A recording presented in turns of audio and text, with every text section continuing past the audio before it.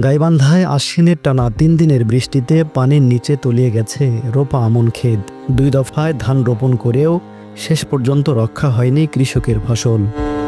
হাল, সার, বীজ, শ্রমিক ও দ্বিতীয় দফা রোপণের কয়েকগুণ মূল্যে চারাগাছ ক্রয়ে নিঃস্ব কৃষকরা। চোখের সামনে স্বপ্নের ফসল পচে নষ্ট হচ্ছে পানিতে।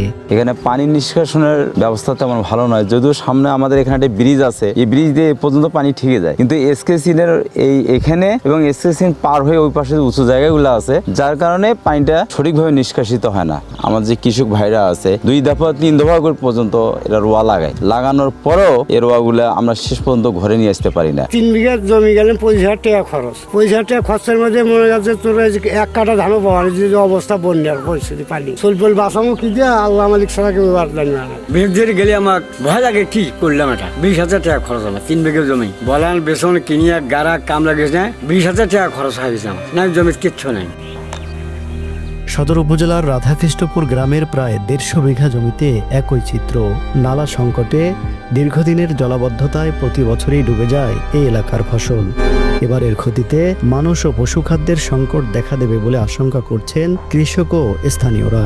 2 বার আমন ধান গাছছি, গাড়ার মানে গাড়িয়া খাওয়া গেছে, 2 বার খাওয়া গেছে, এখন গাড়ার কোনো উপায় নেই, গরু খাওয়ার কোনো এখনো বুদ্ধি নাই বা থাকবেও নয়। আমাদের এলাকায় 2 বার ধান লাগাইছি, ধান লাগানোর পরে বন্যায় খাওয়া গেছে এবং গরু বাছুর যেগুলো আছে তারা খাদ্য সংকটে পড়ে যাবে।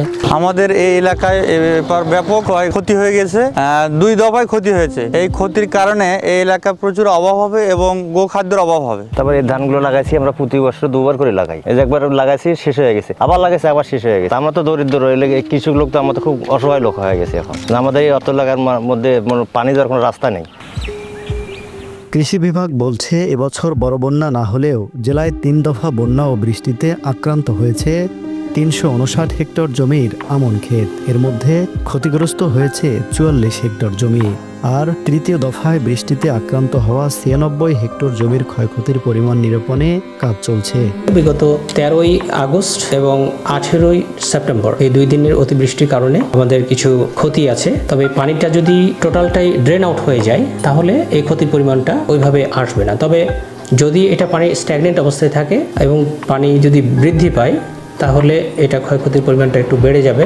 সেই ক্ষেত্রে আমরা আমাদের যে রিপোর্ট, ক্ষয়ক্ষতির যে রিপোর্ট, সেটা আমাদের আঞ্চলিক অতিরিক্ত পরিচালক হয়ে মহাপরিচালকের দপ্তরে যাবে এবং সেখান থেকে যে নির্দেশনা আমাদেরকে দিবে অথবা সহায়তা যদি কৃষকদের দিয়ে থাকে কৃষি পুনর্বাসন, তাহলে আমরা সেভাবে বিতরণের ব্যবস্থা গ্রহণ করব।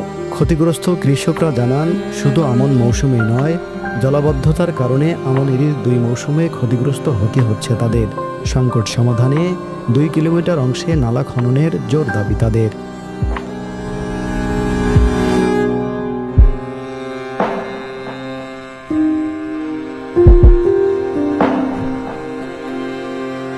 you